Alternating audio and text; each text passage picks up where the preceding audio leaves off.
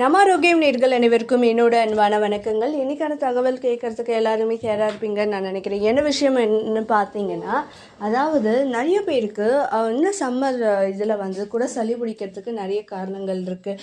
இது எதனால் அப்படின்னா, அதாவது கூலான கூல்ட்ரிங்க்ஸையோ இல்லை வெயிலேருந்து வந்த உடனே சாப்பிட்ற ரொம்பவே சில்லான ஃபுட்னால தான் இது எல்லாமே நடக்கக்கூடிய ஒரு விஷயங்களாக இருக்குது.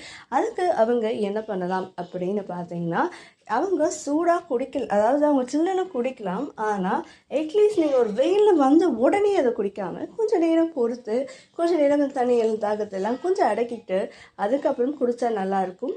அது மட்டும் இல்லாமல் அவங்களுக்காகவே என்ன பண்ணலாம் அப்படின்னா, உடம்பு சூடு ஆகாமல் இருக்கிறதுக்கும் ப்ளஸ் இந்த மாதிரி சளியெல்லாம் பிடிக்காமல் இருக்கிறதுக்கும் அவங்க என்ன பண்ணலாம்னா, காலையில் அவங்க துளசி இருக்குது பார்த்தீங்களா, துளசி வேப்பிலையை நல்லா அரைச்சிட்டு அண்ட் அதோட உருண்டையை ஒரே ஒரு உருண்டையை மட்டும் காலையில் சாப்பிட்டுட்டு வந்தாங்க அப்படின்னா அவங்களோட உடம்பு சூடும் குறையும், இந்த சளி பிரச்சனையும் கம்மியாகும்.